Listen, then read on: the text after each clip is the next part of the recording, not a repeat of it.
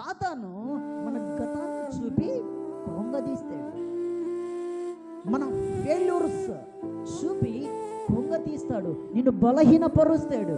కానీ దేవుడు నీ భవిష్యత్తు చూపి నిన్ను ప్రోత్సహిస్తాడు. గట్టిగా చప్పట్లు కొడదాం. నీ యొక్క భవిష్యత్తును చూసి ఆయన నిన్ను బలపరుస్తాడు, నిన్ను ధైర్యపరుస్తాడు.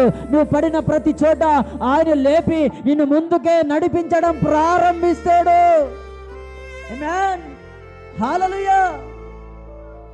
ప్రస్తుతం ఒకవేళ నీ పరిస్థితి అంతా కూడా గందరగోళంగా ఉండొచ్చు.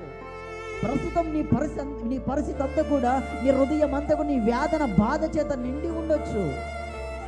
ప్రభు మాట్లాడుతున్నాడు, నీ దుఃఖమును నాట్యముగా మార్చబోతున్నాడు ఆయన. నీ పరిస్థితులను మార్చబోతున్నాడు ఆయన. నువ్వు ఏ పరిస్థితుల గుండా వెళ్తా ఉన్నావో, ఏ అవమానాల గుండా వెళ్తా ఉన్నావో, ఏ నుండల గుండా వెళ్తా ఉన్నావో, నువ్వు నమ్ము. వాటన్నిటిని మరచిపోగలిగితే ఆయన నిన్నొక నూతన మార్గములో నడిపించబోతున్నాడు. ఆమేన్, హల్లెలూయా. పాత ద్వారాలు ఏం చేయాలి? మూయబడాలి.